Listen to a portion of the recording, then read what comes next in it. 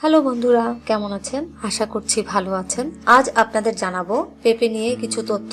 পেঁপে একটি সুপরিচিত একটি ফল আমাদের সবার কাছে।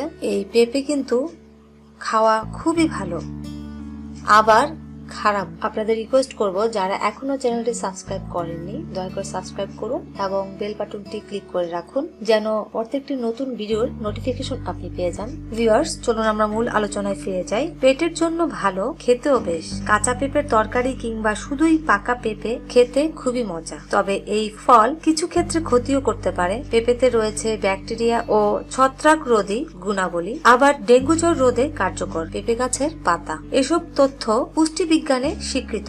এই গুণের মাঝেও এই ফলের কিছু খারাপ দিকও আছে, যেমন গর্ভবতী নারীদের পেঁপে এবং আনারস খেতে মানা করা হয়। এরকমই কিছু ক্ষতিকর দিক সম্পর্কে জানিয়েছে স্বাস্থ্য বিষয়ক একটি ওয়েবসাইট। যেমন গর্ভপাত, পেঁপে অত্যন্ত পুষ্টিকর হলেও এর বীজ ও শেকড় গর্ভপাত ঘটাতে পারে। কাঁচা পেঁপে জরায়ু সংকুচিত করে ফেলে। পাকা পেঁপেতে এই ঝুঁকি কিছুটা কম, তবে গর্ভবতী হলে পেঁপে এড়িয়ে চলাই ভালো। পুষ্টিকর বলে কোনো কিছুই অতিরিক্ত খাওয়া উচিত নয়। পেঁপে অতিরিক্ত খেলে খাদ্যনালীর উপর ক্ষতিকর প্রভাব ফেলে। দিনে 1 কাপের বেশি পেঁপে খাওয়া উচিত নয়। জন্মদোষ, পেঁপে পাতায় থাকা পাপাইন নামক উপাদান গর্ভের সন্তানের জন্য বিষাক্ত হতে পারে। সন্তান বুকের দুধ খাওয়ানোর বয়সে মায়েদের পেঁপে খাওয়া ক্ষতিকর কিনা তা নিশ্চিত নয়, তবে সাবধানের মান নেই। তাই গর্ভাবস্থায় এবং সন্তান জন্মের কয়েক মাস পর্যন্ত পেঁপে এড়িয়ে চলাই ভালো। অ্যালার্জি, কাঁচা পেঁপের বোটা থেকে বের হওয়া সাদা তরল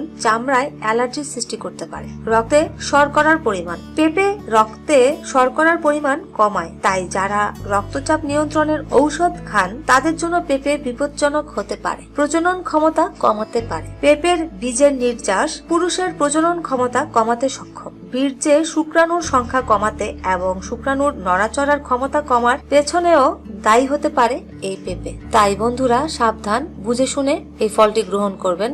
যদি ভিডিওটি ভালো লাগে অবশ্যই একটি লাইক দিবেন, কমেন্টস করবেন এবং শেয়ার করবেন ফ্রেন্ডস এন্ড ফ্যামিলির সাথে। সবাই ভালো থাকবেন।